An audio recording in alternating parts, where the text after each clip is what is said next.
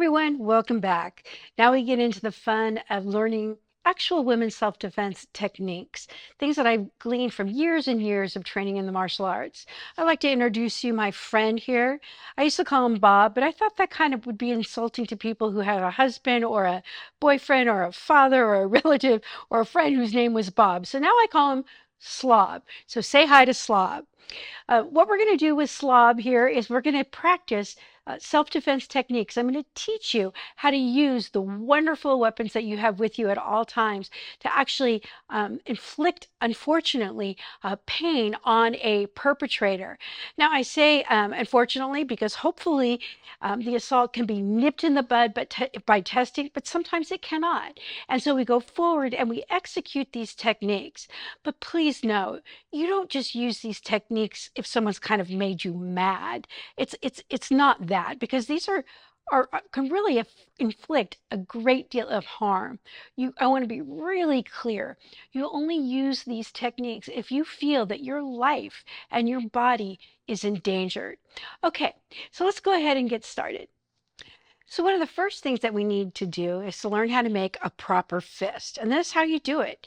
You take your hands, you bring them down to the first knuckle, then you close it down again, and very importantly, you wrap your thumbs around your fist. You see that? And it's very, very tight.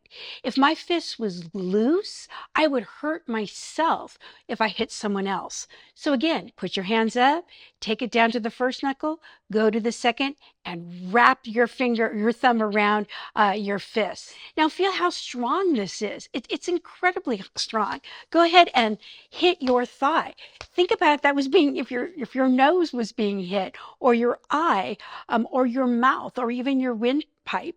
You can inflict a lot of pain. So the way that you use your fist is that, first of all, you're going to put one fist out, and that would be your non-dominant hand.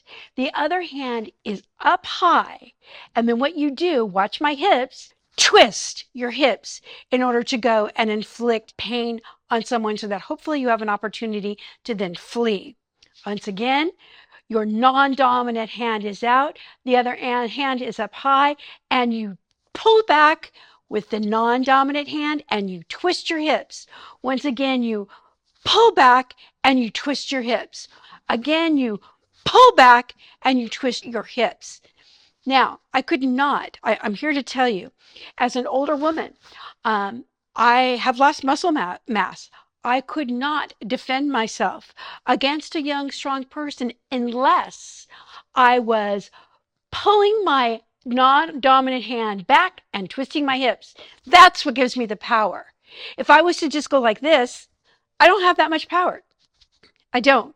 But this, yeah, gives me a lot of power. And if you go and do what we call in martial arts a ki, which is like an iteration, that gives you 25% more power. So again, it's no, no. Now let's see what we would do here on our friend Slob here. We would take that self-defense technique using the fist, and we'd apply it to the eyes, the nose, or the mouth. So let me show you. And I have to put my foot on him, otherwise he's going to fall over. So what you want to do is you take your, I hope you can see this, you take your hand in this position and no, no, no. Imagine if I was doing that on a person, I would inflict a lot of damage. So it's to the nose, it's to the eyes, and it's to the mouth and chin. Very important techniques. Another thing that you can do is you can go and take, if you're with someone that is gotten into your personal space and an assault is ready to take place, you can take your hand and no, no! Hit them more than once, then slap their ears. It really hurts to have your ears slapped. So you slap and then gouge the eyes with the thumbs. I know that seems really traumatic and really gross. Of course, it's only done if you feel that your life is in danger. In order to hit the ears, if I'm here, that doesn't hurt that much. I want to take my hands out, boom, hit the ears, keep the hands there, and gouge out the eyes. Again, 1, 2. That is the way that you go forward with it. All right, we're going to take a break, and we're going to come back with another technique.